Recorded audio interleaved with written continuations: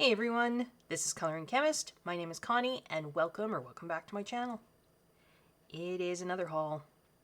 I promise I have been coloring, not just buying things.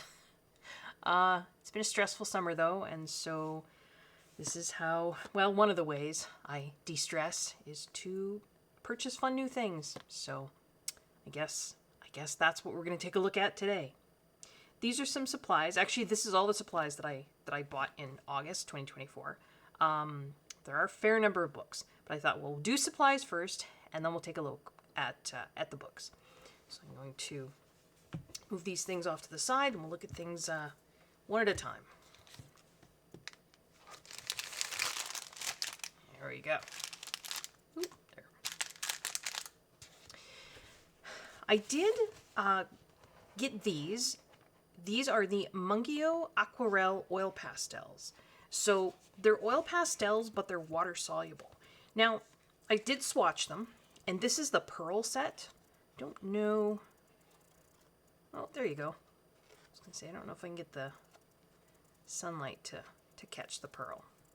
This is very nice pearl colors in there. It's a very nice sort of, I think, balanced selection of colors.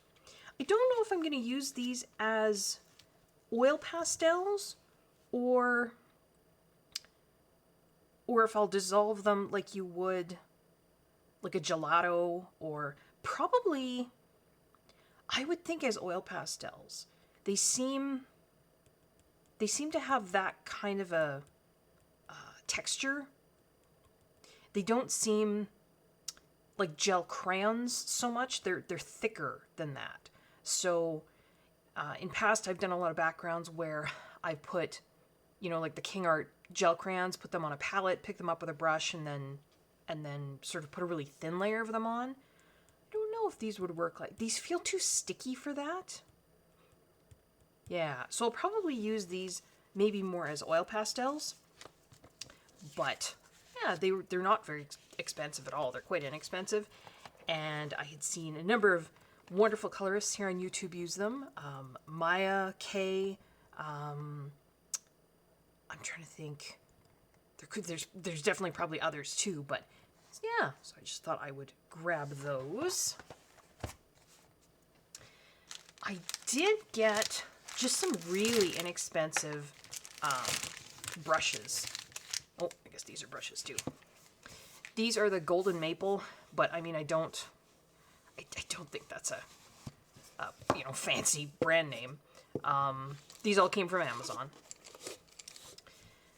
The reason I got this set was not so much because I needed little teeny tiny brushes, although those are fun too. I wanted some bigger kind of soft pastel brushes. I got heck from a viewer for calling soft pastels chalk pastels. So I do apologize. I know I'm a chemistry teacher. I'm definitely not an art expert, so I apologize if I was confusing those terms. Yeah, soft pastels, from my understanding, they're chalky, but chalk pastels are different. So yeah, oh my goodness, all the little tips are falling off there. So I wanted some brushes like this. So it's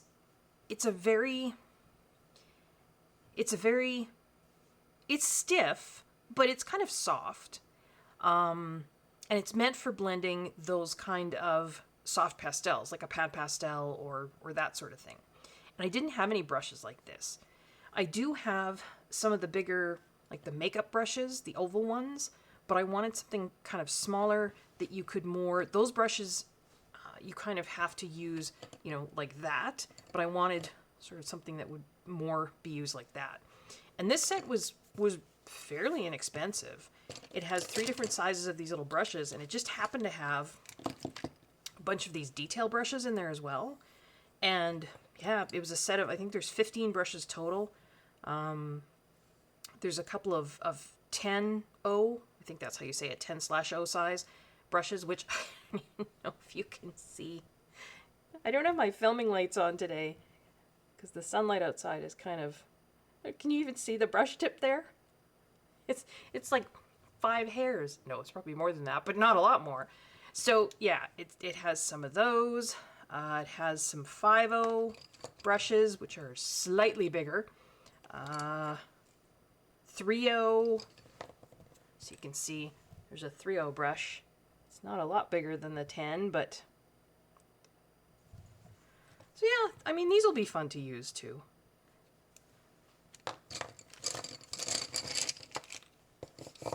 I'm not gonna... They came in this bag and then in this tube. I'm not gonna fight to put them back in the bag because they were quite difficult to get in there. I will just put them in here and worry about all these little... And all the teeny fine brushes come with these plastic sort of protective tips, which some fell off, and I'll worry about those later.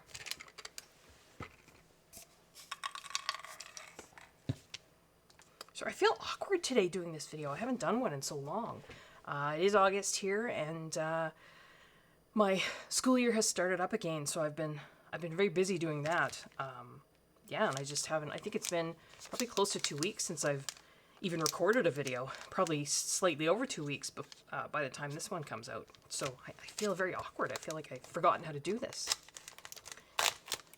This is just some more really inexpensive... Oh, I thought I could get into it this way. I should be able to. Some really inexpensive of those same kind of brushes where you've got... This is not... We'll just tear the top right off there. I wouldn't keep them in here anyway, so... Yeah, those same kind of brushes where you've got kind of that, right? That kind of thing for blending the soft pastels. Yeah. Again, 3 sizes. These seem to be flatter, whereas the ones we were just looking at, you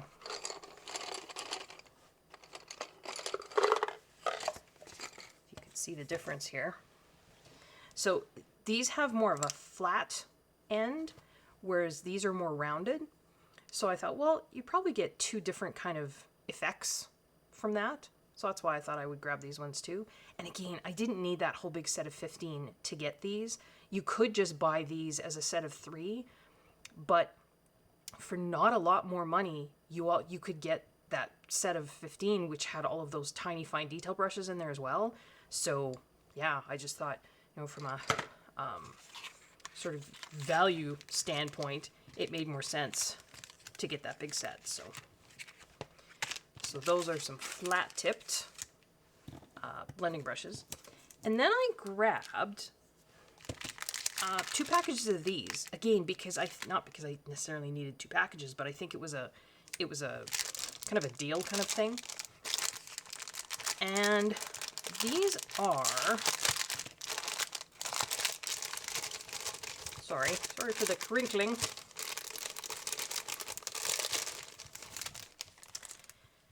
And this is just the same thing. They're like a little blending brush. I don't know. I don't think they're for makeup. I could be wrong. I don't wear makeup, so I don't know. But one end is like this soft kind of foam. That's what it feels like. And the other end is like a fiber end, but it's really hard. And I just thought these might be interesting to do some blending with oil pastels. You get 2 different sizes, so you get sort of 3 of the larger and then 3 smaller, particularly for getting kind of into, you know, tight areas. I know you can use Q-tips too, but these were really inexpensive, so I just thought I would give them a try. I haven't tried them yet, but I hopefully will. I do hope to do more with oil pastels. I just haven't had a lot of time for coloring in August. And the coloring that I have done has been very simple. You'll see in a finished pages at the end of August, I haven't really tried anything fancy or new in August. I think because, yeah, just bandwidth of my brain has been focused on my courses starting up and not on not trying new coloring techniques. I wanted to get some blending foams that are domed. I do have a bunch that are flat, and these fit on... can I get into the drawer here? Hold on one second. Where is my...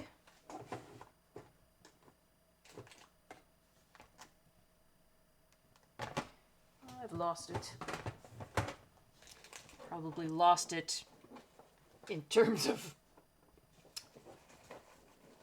just in general, but I can't find my, that's weird. It should be here.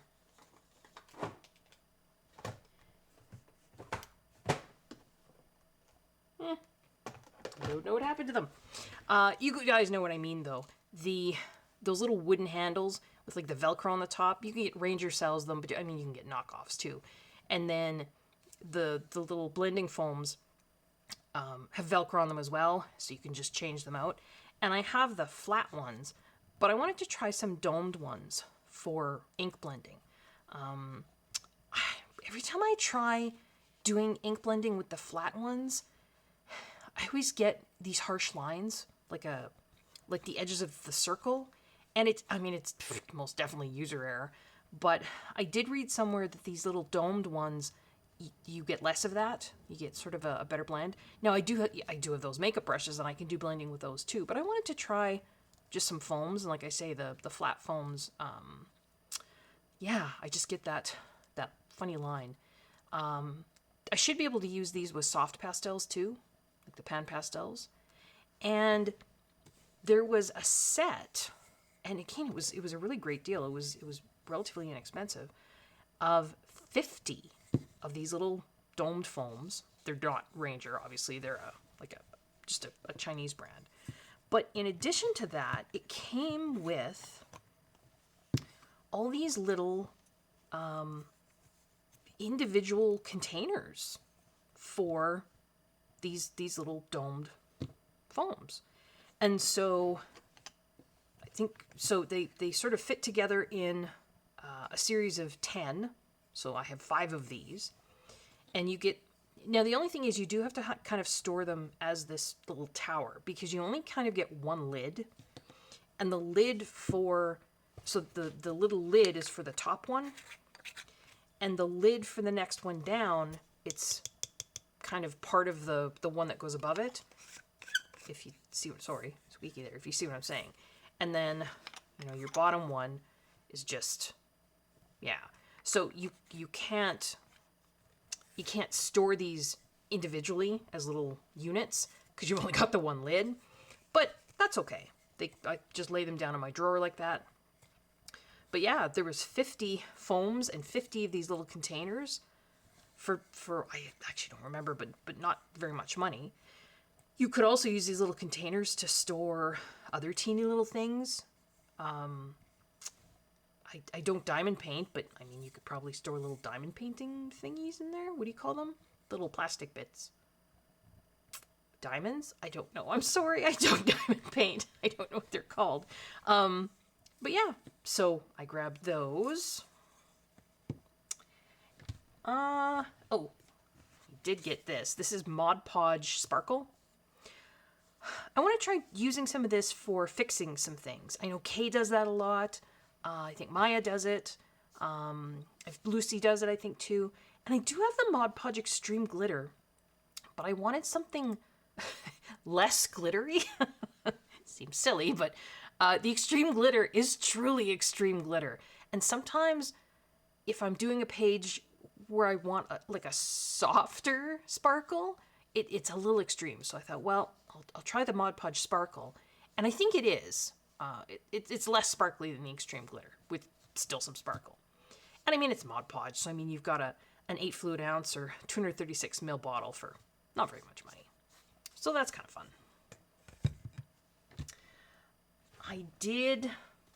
So in the last haul video that I did, I had bought a big box of, were they Paul Rubens? I think they were. Or part of the Paul Rubens Light Wish kind of company. Sorry, now I'm getting shadows. The sun is changing, I guess. Hold on, I will try. Turning on some filming lights here. See if we can. A little bit more light and less shadow. There, hopefully that's a bit better.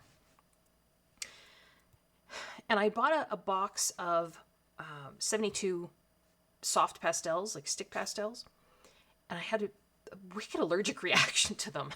I don't know what was going on. So I sent them back. And then I thought about it, and I thought, what am I going to use them for? Am I going to draw with them? No, because I cannot draw. I'm going to be using them for backgrounds. So I need something soft that I can pull up with, some sort of blending tool, whether it be the little domed foam blenders or like the these kind of blenders, right? Where you have the soft tools, they call them, and then you have the little sock thing that goes on here, and you blend. That's really what I was looking for. I wasn't going to draw with pastels. So I thought, do I need stick pastels? No. So since, it was within my budget, I thought, well, I'm just going to get myself some more pan pastels.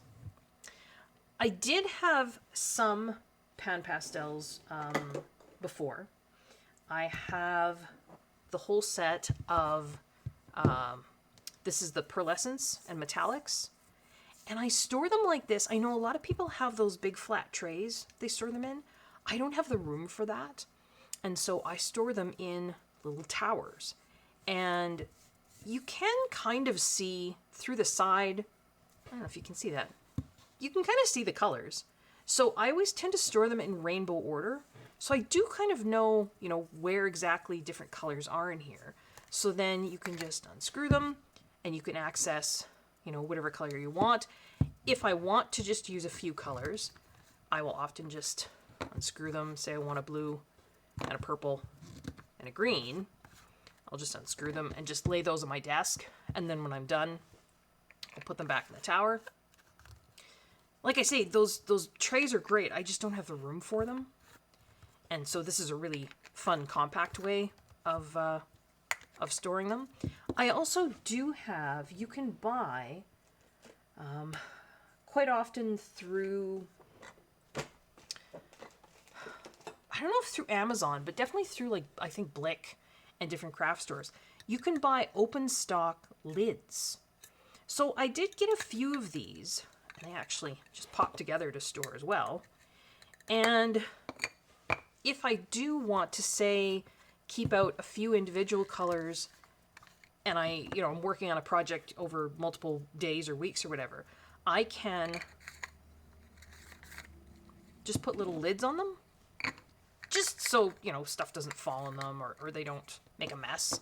And so, I've got these that I can now just have anywhere, and I don't have to worry about, they're protected and everything else. So, yeah, you can buy, I think you just buy them individually, and you can get however many you want. They're not terribly expensive, but they're just little lids, individual lids. So I think I got like 10 of them or something, because, when am I ever going to have more than 10 colors on the go? Probably never. But yeah, so I do have the pearlescence and the metallics, and I also had bought open stock, and that's really, I think, part of the draw of, and I know these are expensive, but part of the draw for me with supplies that are available through open stock is I can just purchase whatever colors I need without having to purchase another set. And so through open stock, I bought, I think, all 4 of the, this is the phthalo blue colors. And so for most colors in the Pan Pastel range, as far as I know, you have 4 versions. And so you'll have a tint, they call it, which will be the lightest. So this is phthalo blue tint. And then you'll have the color itself. So this is phthalo blue. and then you'll have phthalo blue shade, and then phthalo blue extra dark, right? So for any given color, you've got sort of that series of 4. And so because I knew I was going to be using these for backgrounds, I got all 4 of the phthalo blues because I knew, kind of sky colors. And then I got all 4 of the turquoise shades because I thought, kind of watery colors. And then I got all 4 of the chromium oxide green shades because, kind of grass foliage colors. So the pearlescents and metallics and then these were the ones that I had. But I thought, well, I'm not going to try and fiddle around with boxes of the stick pastels anymore. I'm just going to go for the pad pastels. So from Amazon, I bought, I think they call this the painting set, and there were 20 colors, and they're basically the primaries, the colors that you would use. Oops, stuck my finger in that one. To blend to create new colors, right? So you've got, I won't pull them all out, but you've got those kind of colors. Then you've got a blue, you've got some greens in there, you've got some earth tones, right? Some ochres. I think there was a black. Yes, there's an umber. I think there was a black. Yeah, there was a black. Was there a white?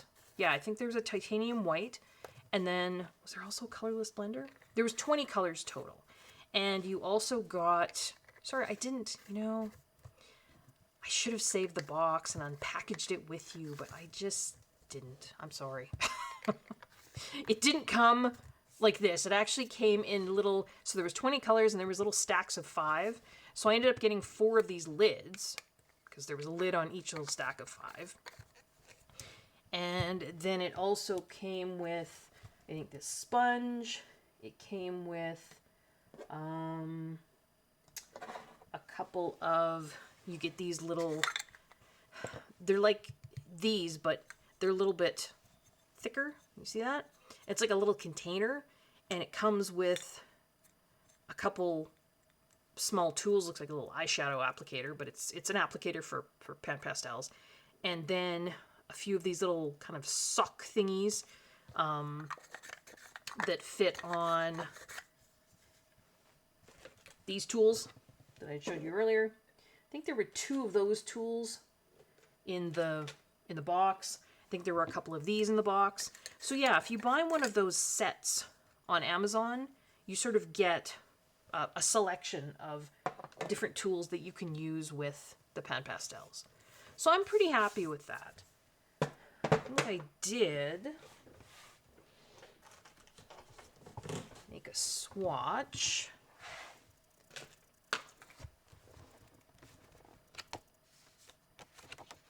This is my swatch book. Yeah, so here's the blues, the turquoises, and then the greens that I had talked about earlier. Here are the metallics and the iridescent ones here. And then the new set is here. Now this is only 16 colors because this new set, this painting set, also came with, I think, a phthalo blue and a turquoise and a chromium oxide green. Oh, sorry. See what I'm doing? So I those are just extras now for me. So I didn't include those little swatches here. But yeah, you can see there we've got a pretty good selection of colors. I mean, this is the tiniest application of each of those. So those will last me for a lifetime, probably more. I can will them to my daughter and she can do whatever she wants with them. So that's kind of nice, right? There's a reason they call lots of brands like this legacy brands. I mean, they've been around for a long time, but I think their stuff will last forever too. So yes, I did invest in some pan pastels. And the last supply that I got kind of leads into the first of the books. I was placing an Amazon Japan order because I really, really wanted that book. This, of course, is the newest book from Nishimura. Sorry, I'm going to grab my reading glasses here. It says Nishimura Noriko and Yuki. This is the same illustrator, of course, that did this book, which is one of my favorites. And the thumbnail for my channel, of course, is the picture that I did in this book, the lab picture, which I loved doing. I did this as a buddy color with the wonderful Kay over at Coloring with Kay. This was last year, I think, before I even started my channel. And, yeah, enjoyed that so much. Sorry, had a sudden tickle in my throat there. Had to pause and have a coughing fit. So yes, I do love this book. And Wendy, I think, from Wendy's Coloring, had mentioned to Kay that there was a new book coming out by the illustrator. Kay, of course, then mentioned it on her channel, and so I had to get it. So when you're ordering from Amazon Japan, they do ship overseas, and the shipping can be pretty pricey.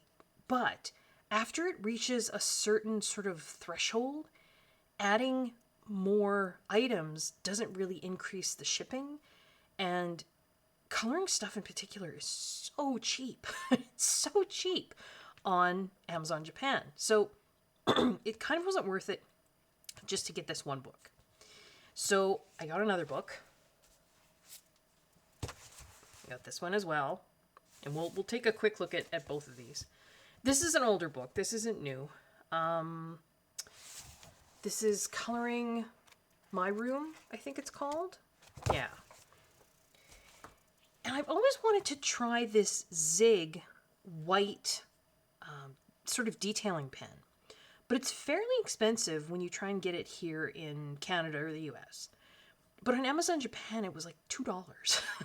And because I had already sort of hit that max shipping with these two books, throwing this on made no difference in terms of the shipping. So I thought that I would try this. So it's almost like a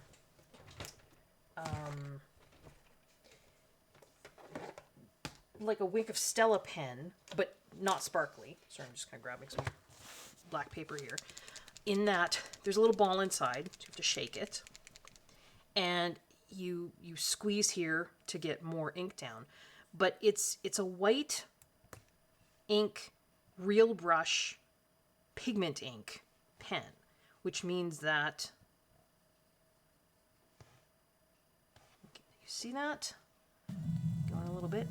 It's not super duper opaque like an acrylic brush pen would be. You know, you get like the Artex acrylic. But I like this ability to do softer white highlights, which is why I really, really like using my white Pitt pen. Same idea. So these are pigment inks, right? You've got that ability to do not super bright white highlights like you'd get with, looking here, like say a white gel pen, right? That's quite white. Or if you had a white acrylic marker, you're going to get those bright white highlights. The Pitt pen is softer. And I just wanted to try this one because it has that flexible, right? That flexible nib is going to give you a little bit more, just some more, I don't know, variability in terms of line width, things like that. And it was like $2 or $3. So I thought, well, I'm going to throw that on. So that's actually the last supply that I purchased. And so we'll come back out and we'll talk about the books that I got from Amazon Japan. So I don't think I'll do a full flip through of this book here. I don't think I have a flip through of this on my channel, but if you would like one, let me know, and I can definitely record one and put that up. So, like all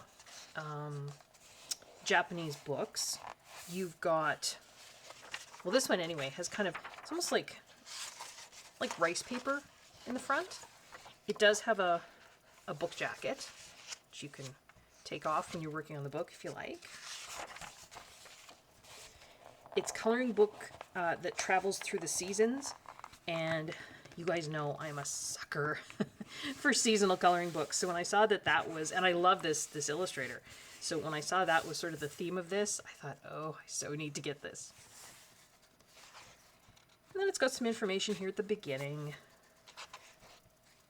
Talks about, I mean, you can translate all this if you like. That's way cool.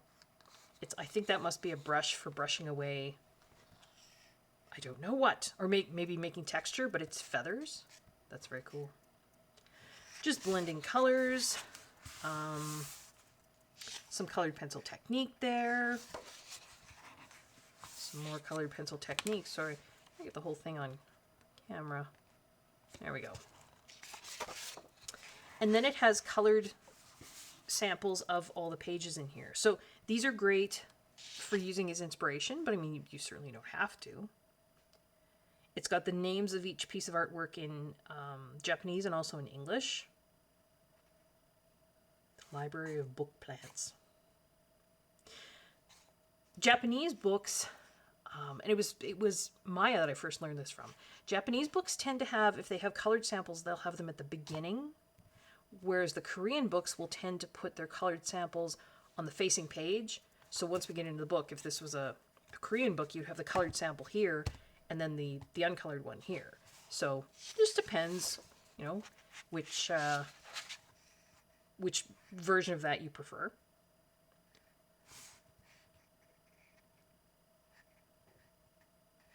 Very neat. Autumn Kingdom. Love that. Coming into autumn here. It's my favorite season. Kingdom of Stationery. Very cool. The coal mine Christmas tree. That's a very interesting take on Christmas. So it's because it's, you know, it's mine, so it's got all these fossils all around the edge. And then the tree itself is all very kind of steampunk. Like, yeah. And then this says Sweetstown, later the Witch's Forest. Castletown of red apples and white snow. So it's sort of a wintry feel. And then you've got the images to color. It's pretty smooth paper, very tiny details, which I love. And like I say, I won't do a full flip through here, but yeah. If you would like one, just let me know and I can do one for you. So I did get that book. I was pretty excited about that. And then, again, because, you know, just to sort of make the shipping worthwhile, I got this one. Older book. There is both sides of the page, so it's double-sided.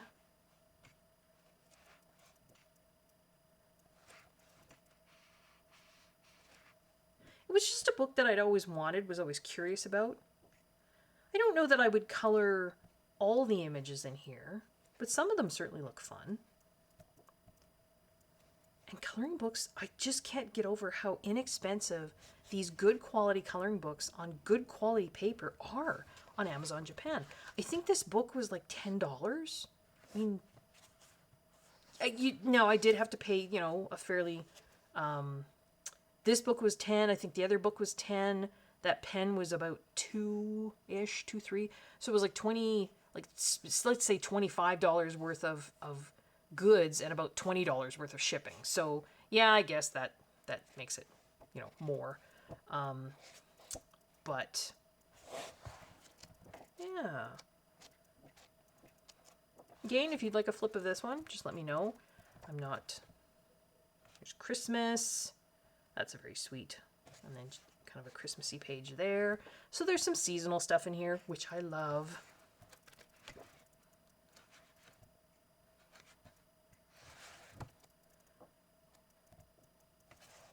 Kind of autumny, fallish. remember. I did do sort of just a quick flip like I'm doing now earlier. I thought that I had found a Halloween page in here. But, oh, scientist page. Awesome. Yeah, I'm not seeing it now. Maybe I'm misremembering. There's lots of you that are probably far more familiar with this book than I am. But, yeah, so that was Amazon Japan. It was these two books and then that white kind of detailing pen. I also, I don't know. I think my anxiety was fairly high this summer. And so I was suffering from a lot of, what's the acronym? FOMO, fear of missing out. And there's some older books that I was just really worried about not being able to get. Which is bizarre because, I mean, as much as I love the artwork in here, I don't know that I would color in here. Maybe. But it was just this, well, what if I can't? And it all stems from, I'm still searching for Aurélie Castex's Sorcière. And it's just nowhere to be found. A lovely viewer messaged me on Instagram, and she had found it on some overseas sites, but unfortunately they don't ship to Canada or the US. So kind of stuck there. But yeah, so I found a used copy. Well, not used. It was a third-party seller on Amazon, and it wasn't a bad price. Mouse Guard, which is getting harder, I think, to find. I flipped through it, and again, if you guys would like a flip through of this, like a full flip through, I can certainly do that. It's an older book. I'm sure everyone has probably seen colored pages and flip throughs in here. It's very bold line work, which I know nowadays that's sort of less in fashion. People are liking that less. I don't mind it. I kind of like it. But yeah, there was nothing colored in here, so that's nice. Sometimes you get the third-party books, and even though it says, used like new, actually I'll show you one in a sec here, they don't always mean that.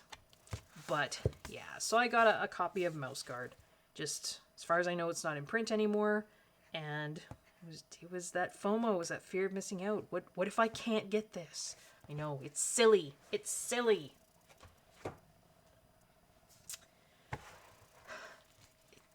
Last month in July, I showed in my haul, it was another coloring book by Aurélie Castex, and I get obsessed about getting this Sorcière's book.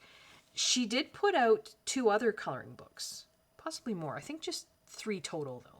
So she had the Sorcière's book, she had Cats, which I showed in my July haul, and then she had this one, Wonders of the Sea. And this one comes in, different countries have different, so you can get a French version, I think you can get, I think I saw a Japanese version, but I just found this US American one, because OR color. And it's Aurélie Castex and Claire Laude. And this was used, third-party seller on Amazon. Excuse me, let me take a sip of my tea here.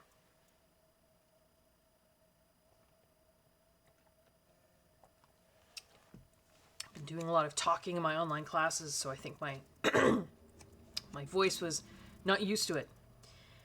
And I received it. It's a little dirty and it's a little beat up, which is okay. And then I was flipping through it, and I came to that, and then that, which actually bled through a little bit here. So I thought, they advertised this as used like new. That's definitely not used like new. So the great part was I contacted the third-party seller on Amazon. I told them about this. I said, I can send you pictures if you like. And they said, no, that's fine. We'll refund you. And I said, okay. I said, do you want me to send this book back? And they said, no, you can just keep it. So basically, I guess I got this for free. I wasn't trying to get a book for free, but that's what happened. And, I mean, I wish I had a copy that wasn't colored in. But for free, I guess I can't complain. I mean, I could probably cover that up.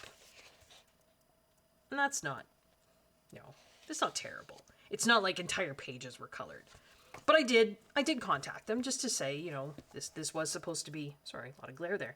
It was supposed to be used like new, but it's definitely not. I mean, the edges, the corners are kind of a little dinged, and I mean, it's a used book, right? But, so now I have 2 of the 3 coloring books that Orly Castex put out. Just not the 3rd one that I really, really want, but, ah well. So yes, Wonders of the Sea, Claire Lode, and Orly Castex. Very similar, I think, humorous-wise, to the Cats book that we looked at. You know, these flying fish here. Just the expression on some of their faces is pretty funny. I think I like the Cats one better than this one. Like, I can't say I would color that. That's not, just not something I would color.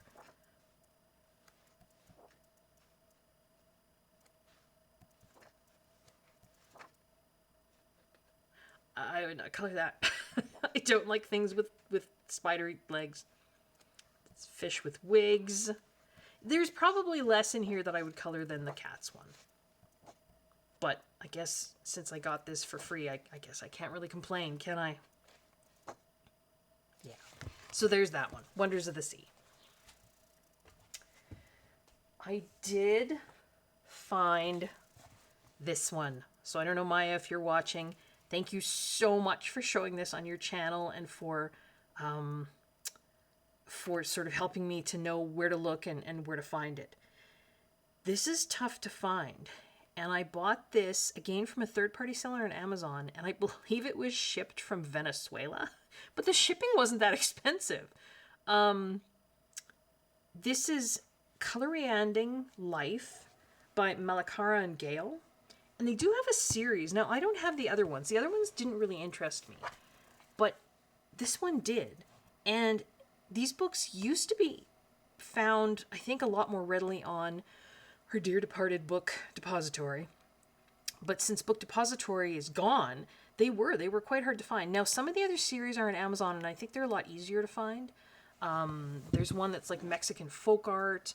Sorry, it's really shiny cover. But this was the one that I was really interested in. And I did find it for not a bad price. Again, I'm pretty sure it was shipped from Venezuela, which is pretty cool. And it's brand new. It wasn't a used copy. I really, really like this kind of bold line work, folk art style. I just really like it. Yeah, you know, I haven't colored in this yet. It just really appeals to me. So I was pretty happy to get my own copy of this. So thank you, Maya, for showing this and for guiding me. And it's printed in Argentina. Did it come from Argentina or Venezuela? I thought it was Venezuela, but it could have been Argentina. So that's pretty neat. So this is Colorianding Life, Malacara and Gale. I mean, I can give you an ISBN. Sorry, it's kind of glary. Got my filming lights on. There, is that easier to read? So, I don't know, it might be tougher to find. But yeah, you might be able to find it in third-party sellers and Amazon. And another one, inspired by the lovely Maya, was this Dream Coloring for Kids. This one just came from Amazon. It's not... My Amazon lately, though, has been really dinging up the corners of books. Probably, I don't know. Well, I mean, some books say that they would put, say, 2 books and this in a box. And this is rolling around, which, you know, is dinging up corners. So, yeah, I'm starting to think if I order books from Amazon, I do have Prime, which means free shipping. Maybe I should just order the books in one order and then, like, heavy stuff in another order. But then sometimes they combine orders anyway. Yeah, I don't know. But yeah, the corners of books that I've been getting from Amazon are just kind of dinged a little bit, which is kind of disappointing. But this one, again, very folk art style. Not as thick line art as the previous one. And this, I mean, it's for kids, but I just really, really like... There's a Halloween page. I just really like the the primitive, and I don't mean primitive in a bad way, style of the art. That folk art, very flat kind of coloring. I've been doing a lot of that lately, and it's very relaxing. I think I mentioned Kay had actually just done a video. Sorry, I'm having a hard time keeping things in frame here. It's been so long since I did this. She mentioned in a video she posted not too long ago, just sort of feeling kind of in a slump, and it's really hard, I think, sometimes for YouTube. I think creators of any kind on YouTube, for colorists, I commented on Kay's video. I sort of feel sometimes like I'm on a coloring treadmill, and being on YouTube, because I probably put these expectations on myself, because I can't say that any of you wonderful viewers have ever put these expectations on me. I'm doing this to myself, but you feel like you're on this coloring treadmill when you're on YouTube. I have to color in a certain way because that's what people expect, and it needs to be super detailed and fancy and but does it, right? This isn't, the YouTube isn't my job, and so if I lose viewers because I'm not coloring in the way that people want, I don't, I don't have to worry so much about that. So yeah, I don't want my coloring to ever become, I don't want to do this, I don't like doing this because I'm doing it for other people, I'm not doing it for myself. Do you know what I mean? And so yeah, just doing a lot of flat coloring lately, it's making me super happy. It's easy, it's simple. I'm a lot of bandwidth of my brain is going towards my courses, and I just don't have that bandwidth to put towards super fancy coloring. So yeah, so books like this they make me happy. And you know what? I think that's probably the most, that's what I need to remember. This hobby should be about relaxing and making me happy. So I did get Dream Coloring for Kids. Illustrations by Anastasia Chakova. It's not Amazon paper.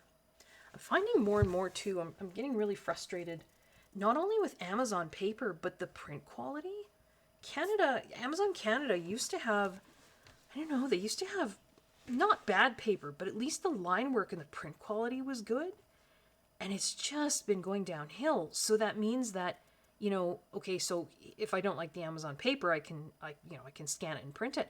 But when the print quality is so terrible, how do you scan and print and get a good copy, right? You can't. So I feel badly in some ways for those artists that are only available on Amazon print paper and through CreateSpace, because I don't know. I mean, I guess they're selling enough copies to make it worth it for them, but I wonder on how many sales they're missing out on just because people are so frustrated, not only with the paper, but like I say, with the print quality. You go to scan it, you're still not getting a good copy to color because the print quality is so terrible. So yeah, I've been steering away from Amazon print books. Creative Haven, again, doesn't have great paper, but I find that, the print quality for the most part is still better than Amazon. So I do love Angela Porter, and I didn't have Entangled Forest, so I thought I would grab this one. I love trees. I love trees so much, so I can't believe I didn't have this one. But yeah, again, any of these books, if you guys want a full flip through, just let me know. But it's very detailed. I love details. I love the tiny details. I love using my Stabilo markers in here. I have the full set of the fine liners, but I also have a number of their Pen 68 set, or line they call it, which are, they're kind of like Crayola Super Tips, but a little bit different. And then they have a brush version of those as well. And so I love, this is all single-sided, so even if it bleeds through the thin paper, it doesn't matter. But I like using that, and then gel pens, and just metallic pens, all kinds of fun, fancy stuff on these. So yeah, I was happy to get Entangled Forest. I grabbed this. And again, I think it was partly this FOMO, right? This fear of missing out. Not to say that this is out of print. I don't think it is. This is Maria Trolla's first book, I think. And if I'm wrong on that, please correct me. So this is Droom Reese, and this, I think, is one of her only books that's single-sided. You see that? And I think it's the story of this little girl sort of going through her dream world, maybe? Sorry if you can hear the cawing outside. Suddenly have a whole... Is it a murder of crows? I think that's what they call it. No, that's ravens. No. I forget what a group of crows is called. But I have a group of them on my front lawn, and they're being very noisy, and I don't know what they're doing. But yeah, this is single-sided, so I thought, well, that's neat. You know, it allows... It's going to allow me to use mediums that I wouldn't normally be able to use in a Maria Trolle book, because they're always double-sided. I did get the Dutch version of this, which is... No, pardon me, I did not. Yes, I did. Yeah, clear book. This MUS, I find, is a really good publishing company for sort of good quality paper and good quality books. So, yeah, I'm happy to have that in my collection. I don't have a full collection of... I'm not sure I actually have a full collection of any illustrator.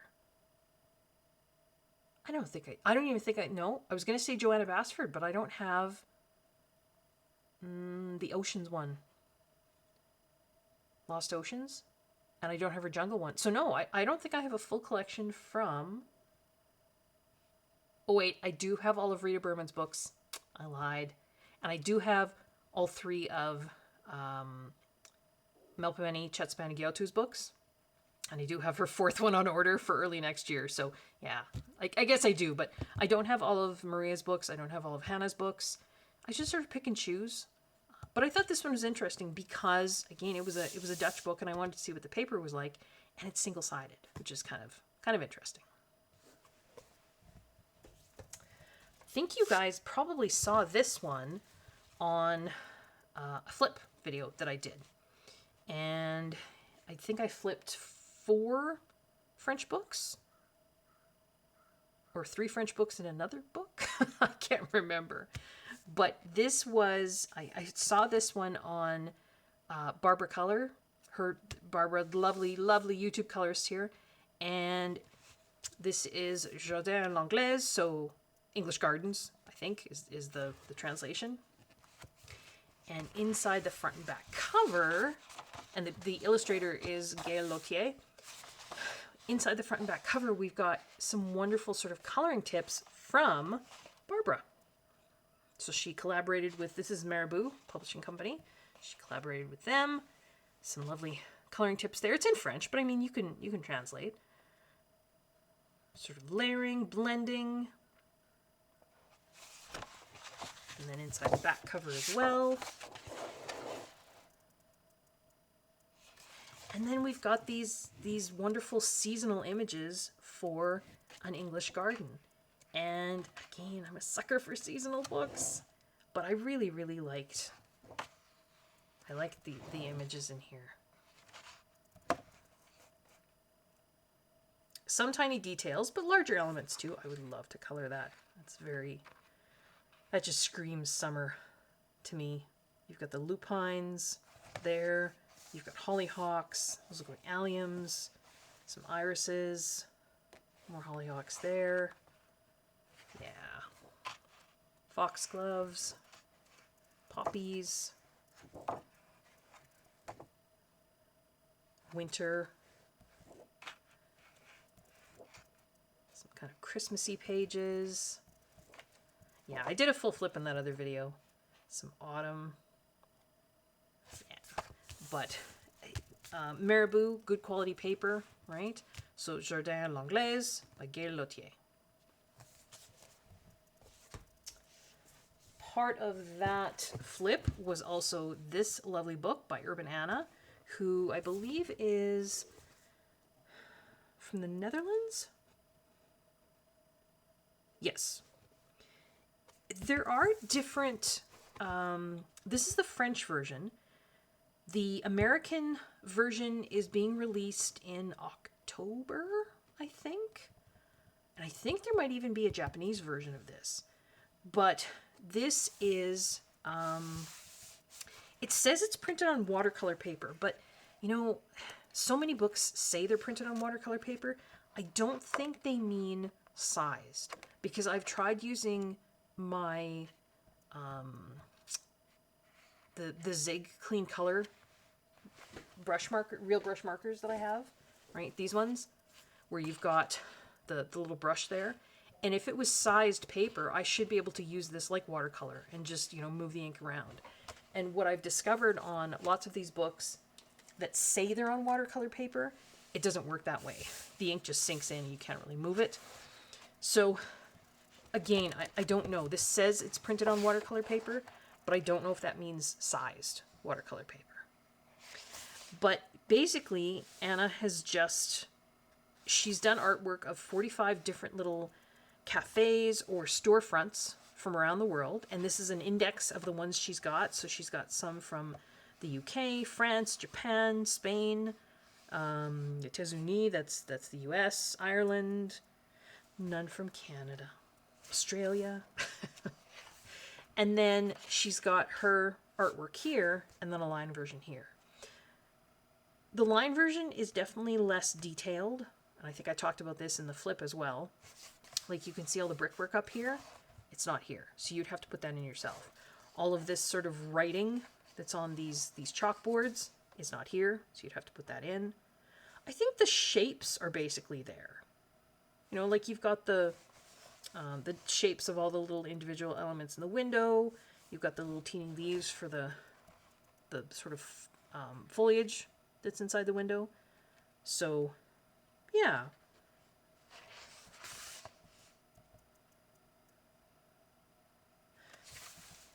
Just looking. Again, brickwork, not there. Oh, my camera's crooked. That or my... Oh, well. We're already almost an hour in. Again, brickwork. So it seems to be the brickwork that's missing. Although she's got the lines drawn in for the shingles on the top there. Don't know. But yeah, the paper is very thick, right? You can hear that. I just don't know if it's sized. Now, if you wanted to do actual watercolor, I think it would be pretty easy to just put a layer of, say, clear gesso on here, let it dry. The paper is certainly thick enough. I wouldn't think it would buckle doing that. These are perforated though, so just be careful. If you're painting, say, a layer of gesso or satin glazing liquid or anything else on a page and it's perforated, just remember there's basically tiny little holes running all the way down the page. So, you know, definitely put something in between just so that it doesn't go through those little holes and stick this page to the next page when it dries. Do you know what I mean? So just be aware of that when you've got books that have perforations on the pages. But yeah, so this is Urban Anna and Vitrine d'Anna. So yeah, it's basically storefronts. So that's what that book is. I then wanted to try some more, and this was, remember I said which book was it? Oh, it was the Droomeries book. It was by a Dutch publisher, MUS. It was a lovely viewer of mine that said he really liked the paper in those Dutch versions. So I thought, well, I will try a few just because I wanted to compare. Now, this is an older book, so I have the US version of Twilight Garden, and I've colored in here. So the background there is some acrylic ink, but the coloring itself is Pitt pens. So I know how Pitt pens are going to act on this paper. So I thought, well, I would like to get the same book, but the Dutch version, just to then compare what the paper is like between the two. And I haven't had a chance to do that yet. But I hopefully will, once I've got a chance to try, I hopefully will maybe make a video and talk about the difference. Because I've talked about this before, right? We'll be watching a color along from a YouTube colorist, and that person will be doing a color along in Maria's Twilight Garden book. And we go to do a color along, but maybe they've got the Swedish version, or maybe they've got the Dutch version, or maybe they've got the US version, but we've got the Dutch version. And we try and do what they're doing, and it's not working. Now, I know, and I mentioned this, I did a whole video on talking about paper before, and lots of people very rightly pointed out, that's part of being an artist and a colorist. You need to learn to work with the differences in the paper you have, which is very true, absolutely. But I know, when you're a beginning colorist, sometimes when you're following those color alongs, you really are following them, step by step by step, because you're trying to learn. You're trying to learn what those folks are doing. And it can be frustrating when you're following a color along or a tutorial step by step by step. And sorry, I might be using those. I use those two terms interchangeably, and I know somebody chastised me. I probably shouldn't. Maybe what I mean is a tutorial. So let's say you're following a tutorial step by step by step, and you're just not getting the results that other person was getting. If you're a beginning colorist, that can be really, really frustrating, can't it? And, it's part of it is paper. So the paper in here I can feel is different, without even doing any testing. And you can even see, can you see the color difference? That's different paper. I can feel it. And so if you're doing a tutorial, say, and you've got this copy, but the person you're following has this copy, yeah, it may not turn out the same. And I think it's important, particularly for beginners, to remember that, to not just get frustrated with themselves and think, oh, I'm no good, I can't do this. It might not be you. It probably isn't you. It could be, something as simple as the paper. So I did want to try the Dutch version of this, and hopefully I'll get some time, maybe in the next few months, and to be able to do a comparison with the paper and let you know what I find out. And then I also wanted to get a Dutch copy of a Hannah Carlsen book. So I thought, well, I don't have an English copy of this one, or a Swedish copy, or any other copy. So I thought, well, I'll get a Dutch copy of, this is Jewelry Box? I think that's the translation. And this is one of her compilation books, I think, if I'm not mistaken. So I thought, well, this will be a good one for me to try.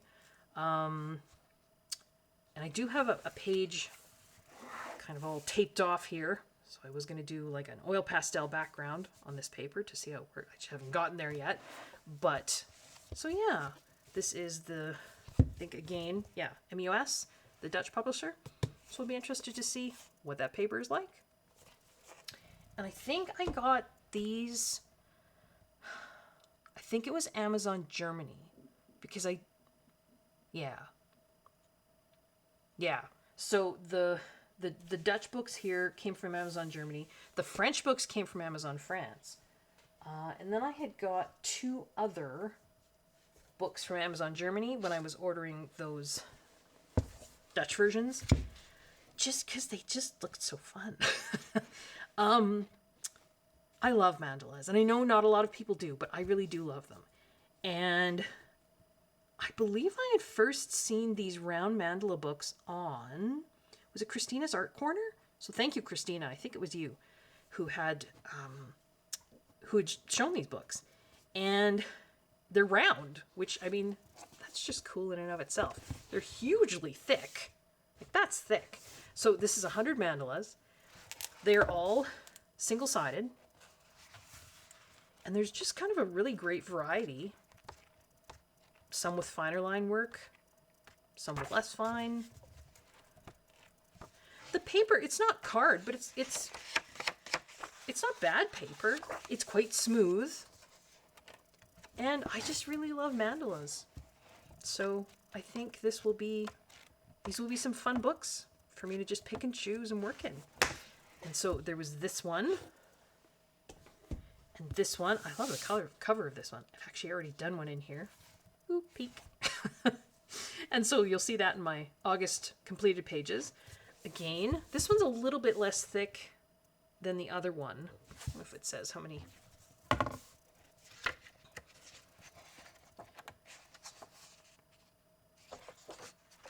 I did start one there, but I haven't finished it.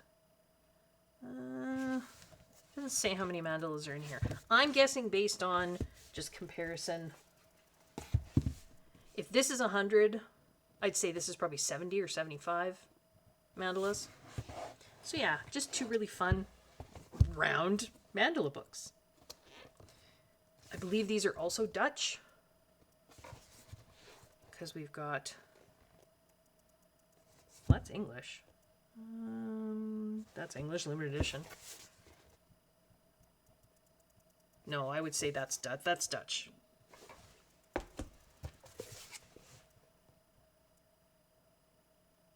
Yeah, but they came from Amazon Germany. And then I did get some books. I know we're not done yet. I did get some books from Amazon Canada. And I'm not entirely sure why I got them. I don't know, because I was stressed this month and I was what's the phrase, retail therapy? I know I shouldn't, but I did. I did have, from a number of years ago, 2 Kanoko Igusa books, and I have not colored in them, partly because I'm scared, because they're very intimidating. They're just very beautiful illustrations, and there's a lot of animals, and I'm not real confident with coloring fur and that sort of thing, so I avoided them. But I did have this one. So this is the Japanese version, I think, of Rhapsody in the Forest. And the original Japanese version had this very sort of plain cover. It does not have colored images in the front. It just goes right into it. So I had the Japanese version of Rhapsody in the Forest. And I also had the Japanese version of Minuet de Bonheur. Again, very plain cover. No colored images at the front. It just sort of starts. So I did have these 2 Japanese versions. But I was curious, again, this whole paper business, right? What's the difference between the American version and the Japanese version? So I bought the American version. Again, haven't had a chance to compare the paper yet. This paper feels thinner. The Japanese paper feels thinner. And weirdly, it actually feels rougher. Usually the Japanese or the Korean papers are smoother, but it feels rougher than the American paper. So that's interesting. But I would like to do a comparison between the 2 papers, do a little coloring. I do need to do some coloring in here. The the American version has some colored examples in the beginning, whereas the Japanese version does not. So Garden of Fairy Tale Animals, Rhapsody in the Forest, those are the same book. Just one is the American version and one is the Japanese version. And then Minuet de Bonheur and Kingdom of Curious Creatures, same books. That's the American, that's the Japanese. And again, would like to do a comparison with the papers, but I will get to that one day.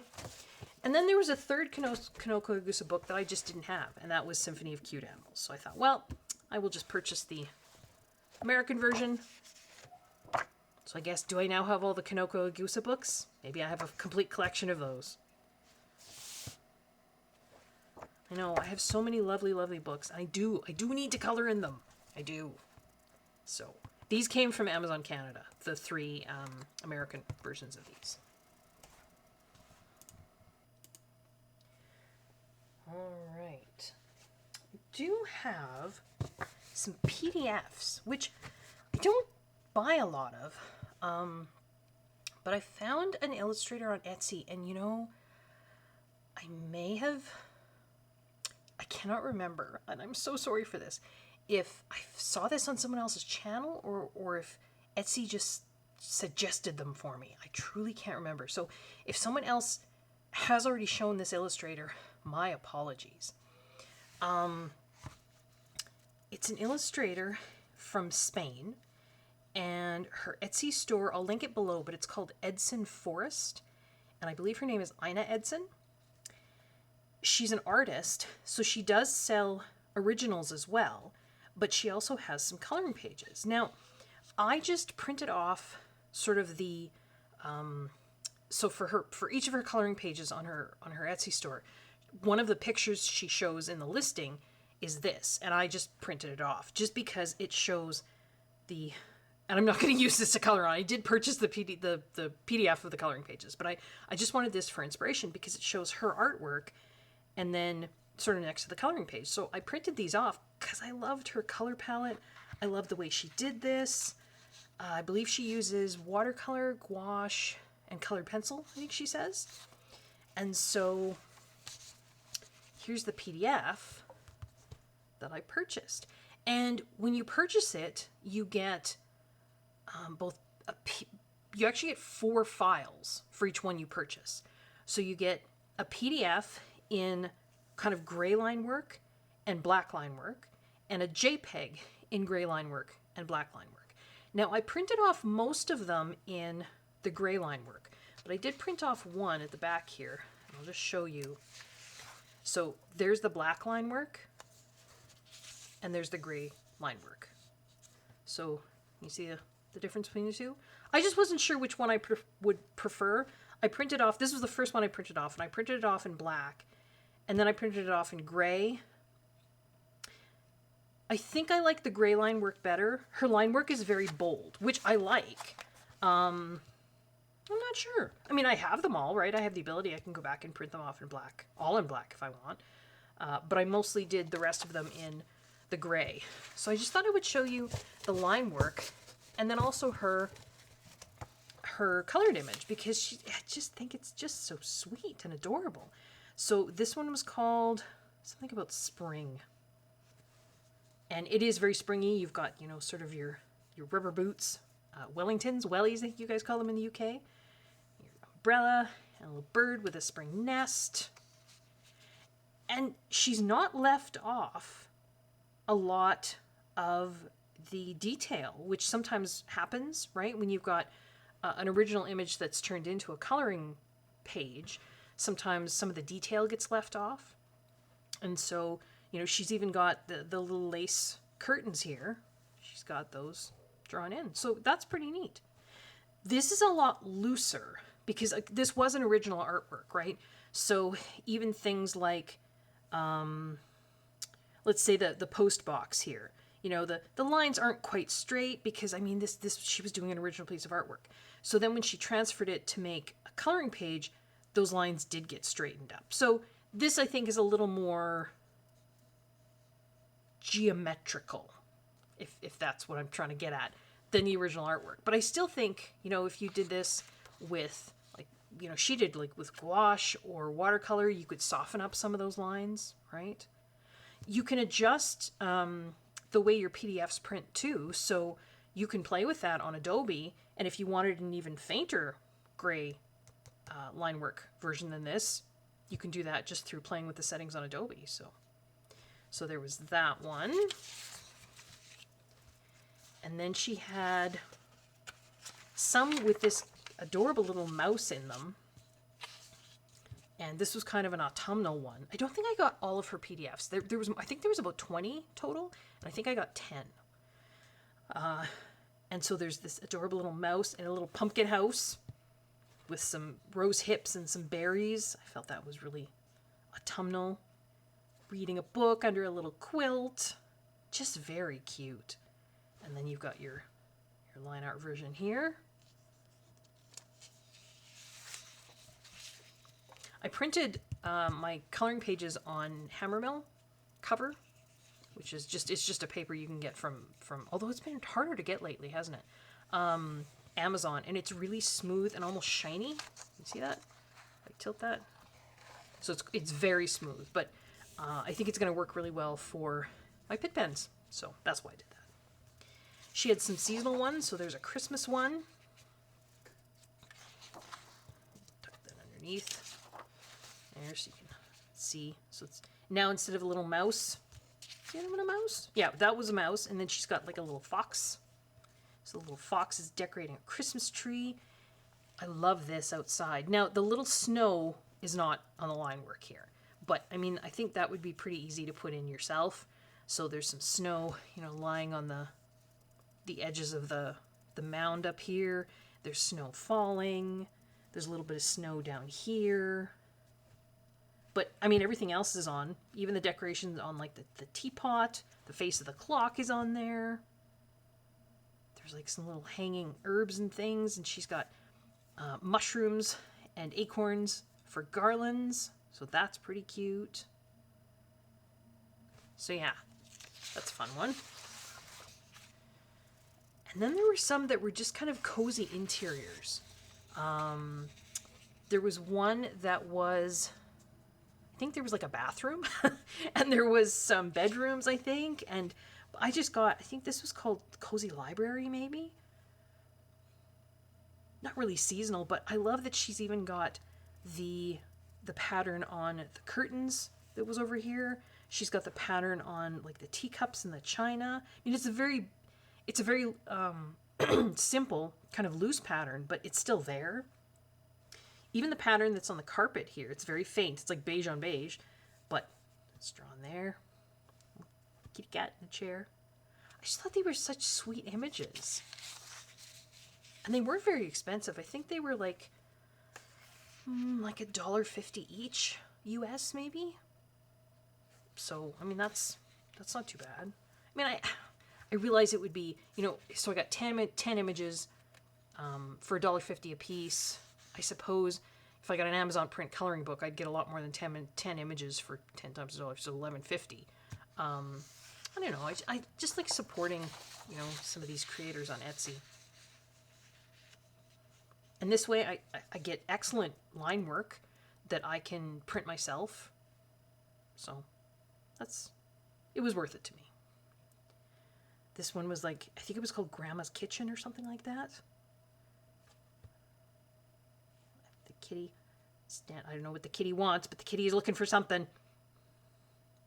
A wood stove. It's just so cozy. So there's that one.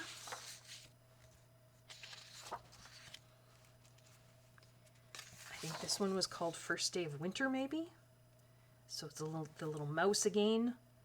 It's very chilly and cold outside. We've got the snow and the little chimney, the smoke. Now, the snow again and the smoke from the chimney is not drawn in here, so you'd have to do that. But I mean, I think that's pretty easy. The glow from the acorn lantern is also not drawn in, but again, you could do that. So First Day of Winter, cuddled in. I'm looking forward to winter. Autumn, winter. I just like the colder seasons. Not a fan of the heat. This one was also called... Maybe this one was Grandma's Kitchen. Or Cozy Kitchen. Something along that line. But you've got a little cat. The cat's not doing some baking.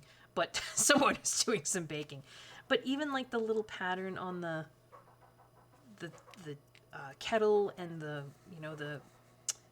crockery, the pattern is there. The pattern on these curtains that are on the, over the cupboards is there. I appreciate that. The one pattern I don't see on this one, on the line work, is there's a really, really sketchy, almost like it's just like three little brush strokes that kind of go like this, this, and this, like just on the wallpaper here. That's not here. But I mean, I think that would be pretty easy to add in. A little house that's on the tile is here. Yeah. And again, you wouldn't have to follow that color palette if you didn't. All her color palettes are very muted, which appeals to me. I love that muted vintagey look. But if you didn't, you can do whatever you like.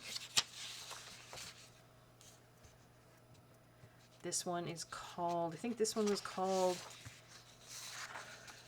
Preparing for Winter, Getting Ready for Winter, something along that line. It's not winter yet, but there's still, you know, we've got some smoke coming from the chimney. Looks very autumnal with the berries outside. These little yellow dots aren't on here. The berries are, but the yellow dots aren't. Can you see the yellow dots here? So I don't know if they're supposed to be falling leaves, but they'd be pretty to add in. Pretty easy to add in. Some pumpkins down here. Apples, so a little mouse character again. I don't know if she's cooking up or she's canning or what she's doing. Maybe it looks like some cans or jars of things here. So I thought that one was sweet. 2 more, I think. This one was called Last Day of Summer, which, of course, I mean, it's right now, it is, well, coming up on the end of August, so this one really appealed to me. We got some chickens here. You know, everything is looking a little more golden, not so green anymore. Some pumpkins growing in the garden, logs waiting for the fire, and just a little cottage. I just thought it was, and I love the color palette. It's very watercolory, so I might have to break out, and maybe this probably wasn't the best paper to print on if I wanted to do this with watercolor. But again, I could reprint this on some watercolor paper that I have, right?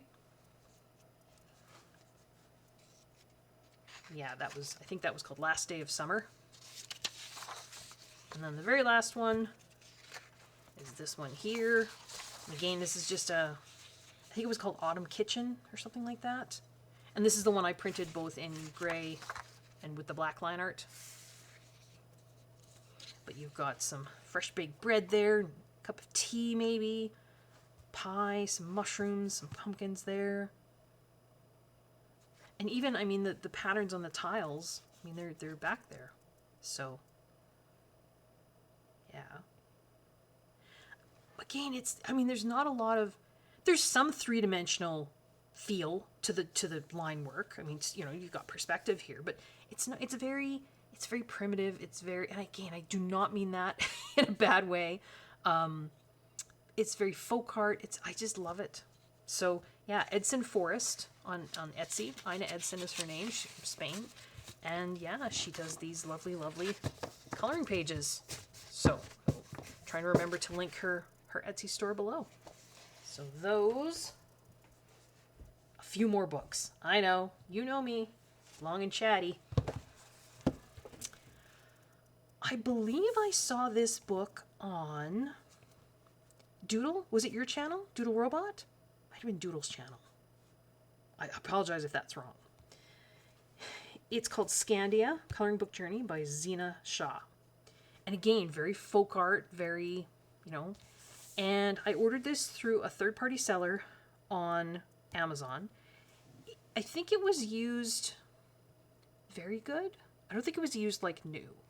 The corners are a little dinged. The cover's a little bit torn right there. Actually, it's the cover and maybe the first signature. So there's a little bit of a tear there. There was kind of an ink stain on kind of the spine, but I just took a damp cloth and scrubbed at it a little bit, and the cover is very, it's almost got like a plasticky feel to it, so it came right off. I don't think I paid a lot of money for this, so I wasn't too worried. Again, if a third-party seller advertises something and the condition sort of meets what they're advertising, I'm fine with that. I knew this wasn't going to be like new, so that's okay. So it says, yeah, with 4 folk-inspired illustrations, textile designer Zena Shah brings alive traditional motifs of nature and wildlife with stylish elegance. And I thought that was cool. So it's like a die-cut cover. So I'm going to go through to the blue. So that's neat. And yeah, it's printed on one side. It is very Zendoodly, so for those of you who are not fans of Zendoodle, you may not enjoy this. I like this sort of thing because you just do the flat coloring and then you don't have to worry about being fancy. There's lots of room for backgrounds.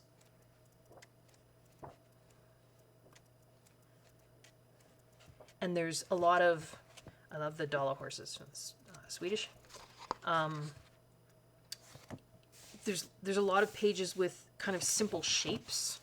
And so I think this would be good for doing like an oil pastel background. So there's not a lot of teeny, well, I guess there's teeny nooks and crannies in the feathers there, but yeah, just you know, this, right? I've watched Maya do a fair number of oil pastel backgrounds now. I'm trying to work up my courage to try some more. But yeah, when you've got a simpler outline, I think it's easier than trying to get the oil pastels into little teeny nooks and crannies. So this book looked really fun for that. Now, the interesting thing was, I did purchase this, like I say, through a third-party seller, and it was secondhand, so it was used very good or something like that. And so when I first opened it, I saw this. And I thought, oh, well, it was written in, that's okay, you know, it was. And then I looked a little bit more closely, because I thought, well, maybe it was somebody who just gave this as a gift, you know, to their friend or whatever. But then I thought, Zena, hey, wait a minute. Hey, this was signed by the illustrator. So that's kind of a neat, it wasn't advertised as that. But I just thought that was kind of fun and neat. So it's signed to somebody named Jenny. I'm not Jenny, but it's close to Connie. Connie. We can change those first two letters and then we're good. But yeah, it's signed by the illustrator. So that was kind of fun. This is an older book. This is 2016. I don't know if you can actually buy this new anymore. I don't think you can. And so that's why I just bought a used copy. So, but I think I was really lucky. The pages are really, they're all, you know, nothing is colored on. You know, the pages themselves aren't torn. And I got it signed by the illustrator. So that's pretty fun. So this is Scandia. I can give you, sorry, I haven't been giving you ISBNs for all these books. I mean, a lot of them are new and they're pretty easy to find, but I'll give you the ISBN for the ones that are maybe a little bit tougher. Again, I don't know that you'll find this new. So yeah, you might just have to get it used. So that one, fun. And a viewer had mentioned this book to me ages ago. And I had it on my wish list on Amazon for a long time. And again, I'm not sure you can still get this. I'm not sure this is still in print. It's called Gulliver's New Travels. James Gulliver Hancock, Coloring in a New World. But I did find this used like new for a pretty good price, third-party seller. And so I bought it. And I think the reason that the viewer had suggested it to me and thought that I might like it is it's very detailed, right? I mean, you're talking Gulliver, right? So you're talking about the Lilliputians in their tiny world, right? So you've got lots of pages with tiny details. Not as tiny as that insanely intricate book by Angela Porter, but still pretty small. The paper feels nice and smooth. I think it would probably work really well for Pitt pens and the Stettler pens. And it does have... Joanna Basford used to do this. She doesn't do it so much anymore. So, you know, it's got an image here and then a little suitcase, and it says, add your own suitcase treasure. So maybe out here in the blank space you're meant to do that. You wouldn't have to. I mean, you could cover up that wording, too, if it bothered you. But yeah, very lovely viewer had suggested this. And like I say, I had put it, there's a great big hand in the tiny world, right? That's the whole point to Gulliver. Passport, new suitcase, so it's Gulliver's Travels. Yeah, they had suggested that they thought I would like this, and I do, so thank you very much to the viewer. But I was just sort of waiting to get it at a not exorbitant price, right? And the cover is really neat. It's like this brown, it almost looks like craft paper. Like it very, it's just, you just don't normally see coloring books with a very plain cover like that. And then it's just got this white print. But then what I didn't know until I got the book home was, you can see it under my lights here, this is all silver. When I looked at the picture online, it just looked like white print on a brown craft kind of cover. I'm like, well, that's very understated. That's very, but I didn't realize it had this silvery bling all over the front. So there you go. If you would like a flip through of this book, or any of the books that I'm showing, I can certainly do that. Just let me know. This is a UK version, OUR, but I still think I got it on Amazon Canada through a third-party seller. So, but this came in, other than there's a tiny little ding in the corner of the cover there, it's in great condition. So, yeah. So that's Gulliver's New Travels, Coloring in a New World. Oh, again, I can give you the ISBN here.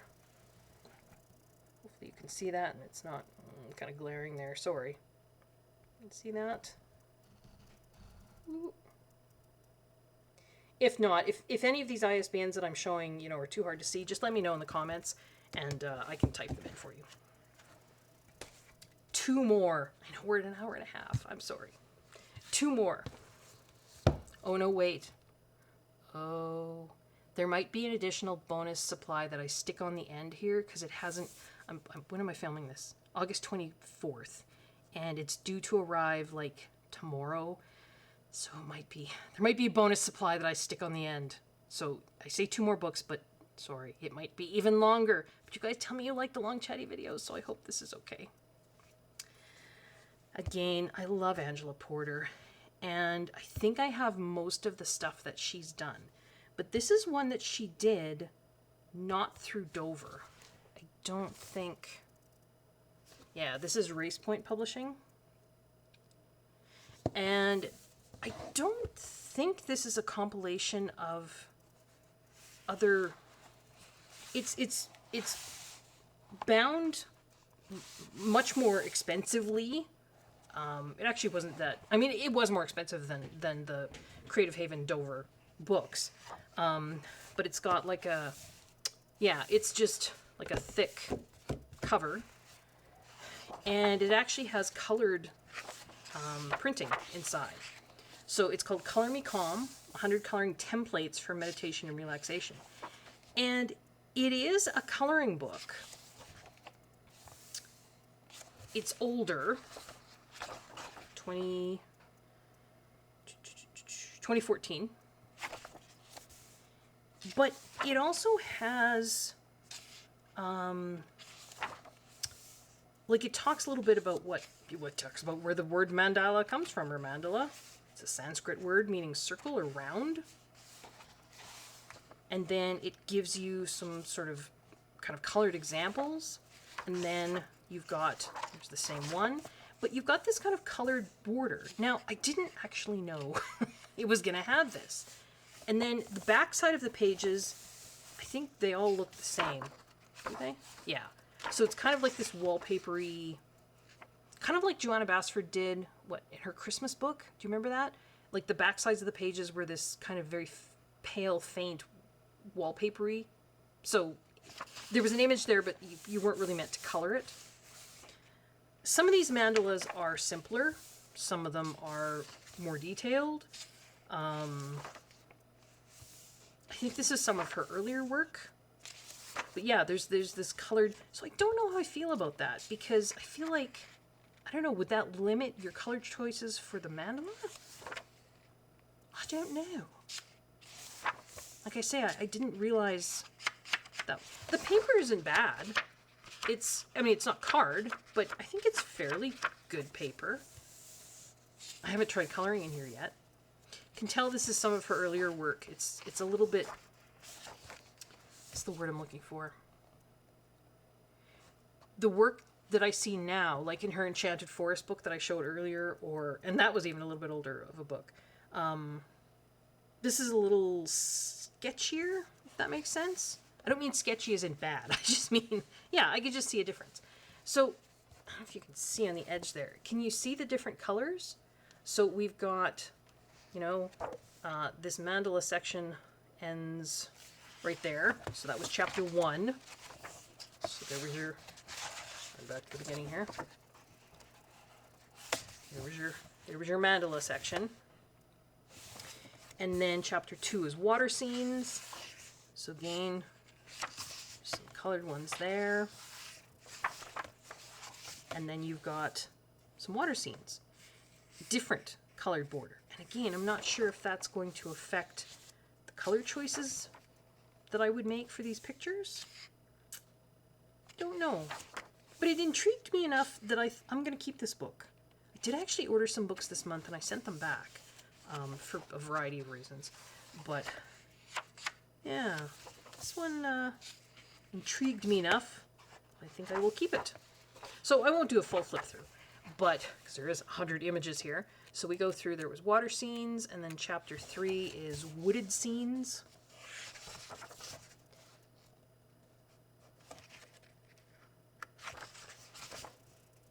Like that. I just like trees. Whoa, that fire looks awfully close to those trees. I don't know, it's not very safe. Be fun to do though, nighttime scene. I wonder how my black Zig art and graphic twin marker would do here. Doesn't matter because I don't need to worry about the back side of the page, but So yeah, we've got wooded scenes.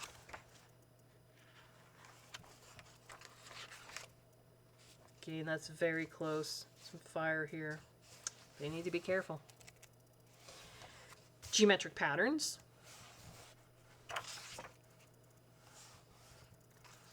Right, so that sort of thing. Chapter 5, Flora and Fauna. And you can see in her work, if you have any of her work, sort of, you know, she's got Enchanted Gardens, Enchanted Starry Skies, all that stuff that she did for Dover. A lot of these themes are showing up in those books. I don't remember these exact pages, so I don't think these are duplicates of those pages. I could be wrong. I mean, I don't have every page memorized, but so this is, yeah, Flora and Fauna. So got some butterflies, owls, snakes, and then some.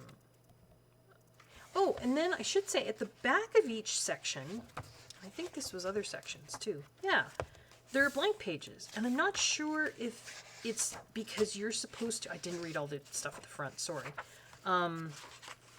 Or maybe just because, you know, she didn't want you to be coloring here and then it covers up this. I'm not really sure. Or if you're supposed to sort of try your own designs and stuff here. I don't really know. But yeah, at the back of each section, there seems to be like a blank page. And then I think this is the last section, natural patterns. And so kind of mandala-y, wallpapery, like with leaves and... So not geometric patterns, right? There's shells, feathers, that sort of thing.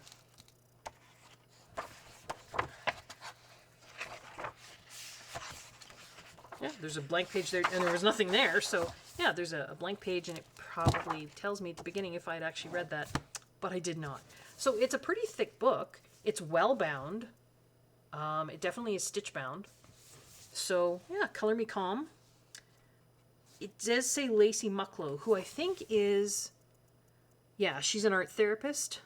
I don't know if she does the drawing. I think she's sort of works with Angela. Yeah, I'm not sure. I did not know Angela Porter lived in Wales. That is very cool. I did not know that. Huh. Learned something new. Yeah. Color Me Calm. I don't know if there's an OUR version. So I don't know if there's a British version or not. This is obviously the US version. And the last book, like I say, I may have a bonus section here at the end with a new supply. Pretty exciting supply, too. This, again, is Angela Porter. This is an older book, and I did probably pay more for this than I should have. There are two of these. There's Joyful Gardens, and the other one is Under the Sea, maybe? But, again, they're not printed by... Oh, no, this is Dover. But it's like a more expensive Dover book, if that makes sense. So it's printed on this kind of ivory paper. Though I have to say, the paper isn't terribly thick. No, it's pretty thin. I just really, really like Angela Porter.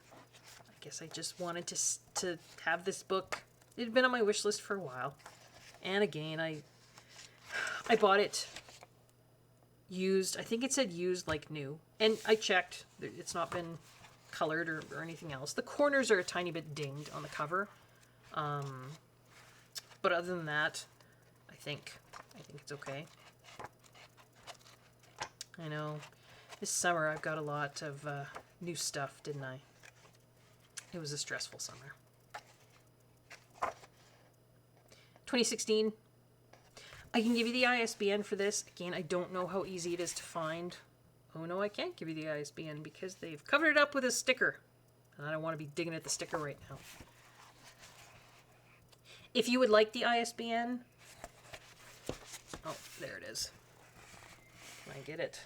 Oh, trying to get it straight. You see it there? If you can't, just let me know and I can type it in. But yeah. So, like I say, I think I will have a bonus supply to show, which I will insert here. So I did say that there might be a bonus supply at the end of this video, and here it is. I have been looking at these for a while. I know they've been out for, gosh, at least a year, maybe more than that. But I have alcohol markers that I like. I have some Copics. I have a full set of the Winsor & Newton Pro Marker and Pro Marker brush. I also have a full set of the Spectrum Noir. So I didn't really need alcohol markers. But the concept behind these fascinated me. So I finally bit the bullet. I just got a small set. And the set that I got is this one. And it was one of their sort of specialty sets. And the color sort of selection really appealed to me. There was some muted colors in here. It's not a complete... It wouldn't be like, you know, I've got all the basic colors here. That's not what I was looking for, because, like I say, I have other alcohol markers. But I like these dusty pinks and kind of the grayed out blue greens, the yellow greens. So I just thought I would try. And what I got was... Well, let's take a look, shall we? Just got these in the mail, so... Oh, that's hard to open. There we go.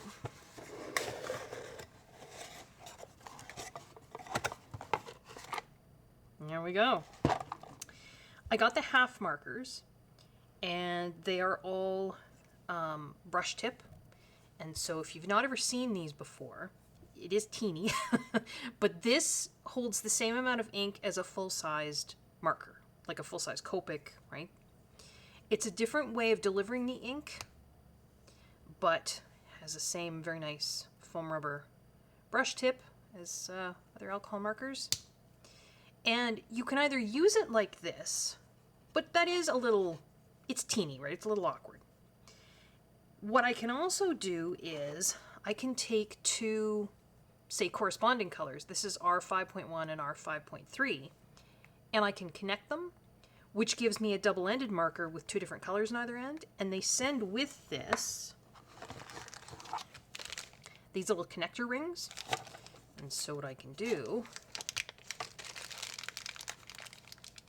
just take one of these, and you just screw it on there, and then screw this one on. And then you've got a double-ended marker. It's a little easier to hold than the tiny marker. I could have gotten, say, 30, this is 32? I think there's 32 colors here. I could have gotten 32 full-size markers and gotten either two brush ends with the same color or a brush end and a chisel end, but I just wanted these little half markers, which again, you know, this little half marker has as much ink as a full-size Copic, just because I wanted to try them.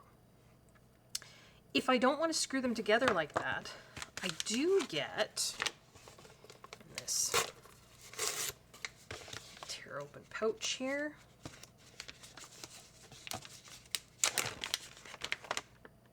Oh.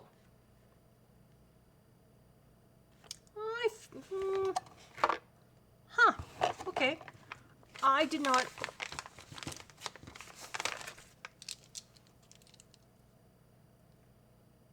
didn't think I ordered any Karen gel pens. Did I?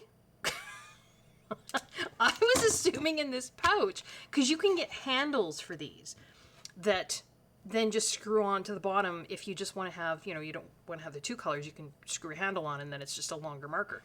That's what I thought was in this pouch. Okay, hang on. I'm just going to pause this and grab my invoice. Yeah. I did not. I mean, I knew that Olo also carried some of the Karen products, but I did not order gel pens. These apparently are just a bonus free gel pen package. Well, that's kind of nice. I did not expect that. Yeah, so this is a 32-piece collection 3, if you're looking for it on their website.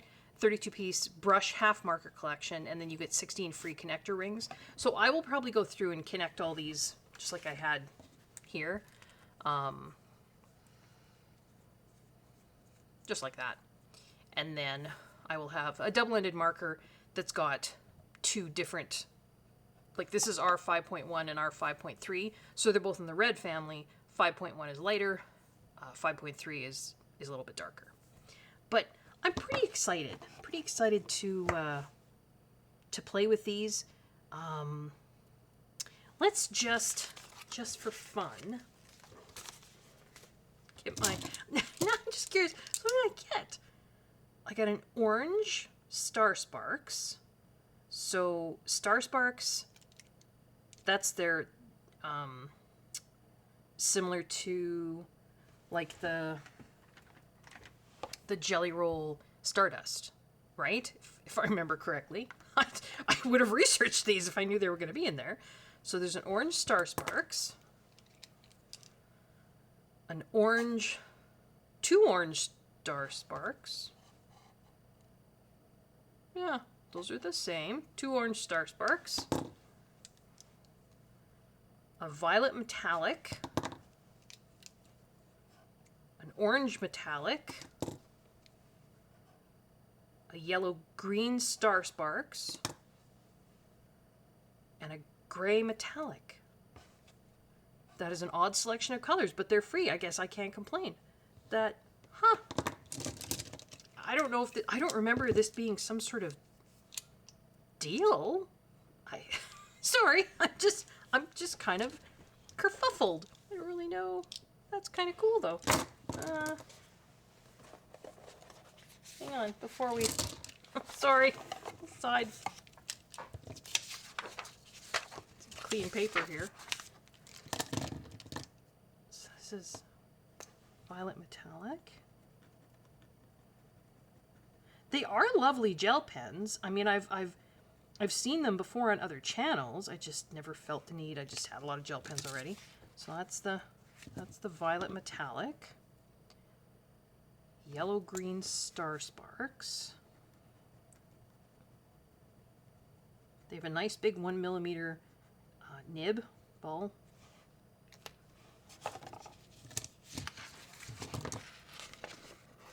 They're very juicy. You can see them. Star Sparks are glittery. The metallic is metallic. This is orange metallic.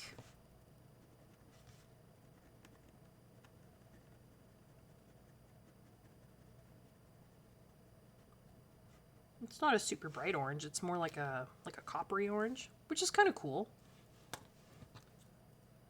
Gray metallic, which I'm assuming is like a dark silver.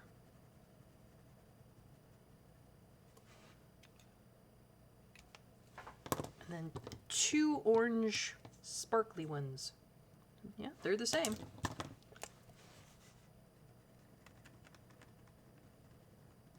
And that orange is much brighter than the metallic orange. That reminds me of the, what do you call them? Pentel dual metallic, in a way, that color. But, yeah, hopefully there's not too much. But you can, I did not expect that. I do have this hex chart for the Olo markers that I got from Sandy Elnock.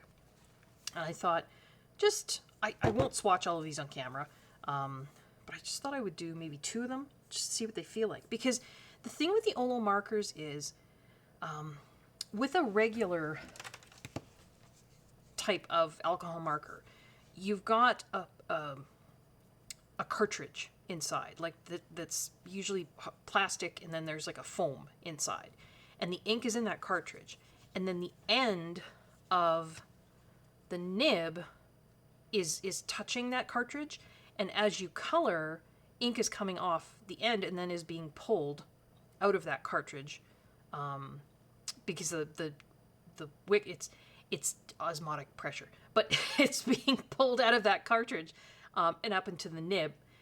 But there's a bit of a time delay, right? Because the ink doesn't. You guys have probably seen ink sort of wick its way up something. It moves relatively slowly. So particularly if you're coloring large areas, you do have to kind of take breaks and wait for the ink to kind of catch up, right? Because it'll start to feel like the marker's dry, but it may not be. You may just need to wait a minute, cap it, go off, get a cup of tea, and wait for the ink to sort of catch up. And these markers are not supposed to have that problem. It's a different way of delivering the ink to the nib. So I'm just curious. This is R 5.1. These hex charts you have to find. You guys have probably seen it. There it is. Oh, the caps are not easy to get off.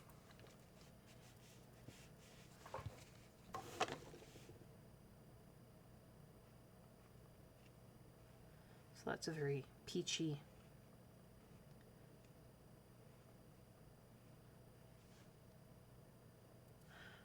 I see what they mean, though. You can feel. It's hard to explain. This is R 5.3.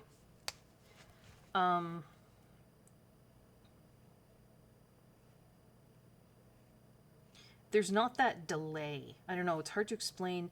You guys who have colored with alcohol markers,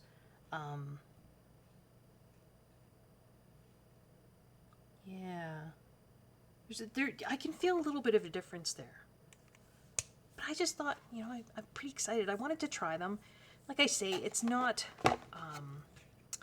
sort of your standard collection. It was definitely kind of more of an earthy, kind of foliage, flowers, earth tones, muted colors kind of selection. There's a black in here and some cool grays. RG, is that red gray, I think? Some more R's, some oranges, some yellow oranges, some yellow greens, some blue greens, some blues and blue violets. So there actually isn't any just plain greens in here, but you know what, that's okay. These yellow greens are what really sort of drew me particularly. YG 8.3. This reminds me of, maybe, we'll see what the ink looks like, the new pastel green in the Stettler pigment brush pens. Kind of that really nice kind of neutral green. It is yellow green. Well, the pastel green is. Let's see what this is. 8.3. And let's see how difficult it is to color with a teeny little pen. Yellow greens are down here. What did I say what this was? 8.3? Yeah, that's virtually the same color as that Stettler pen. It's just a really nice pale green that you can kind of use to blend out both yellow greens and regular greens, because it's not super yellow. And then, of course, Sandy's charts here, and it's art-classes.com. If you go to her website, then you can get these hex charts. She's got it arranged so that hexagons that are touching one another are going to work well as in terms of blending families. And so she's got 8.5 here. There's 8.5. Oh, I like those two greens. They're a very earthy green.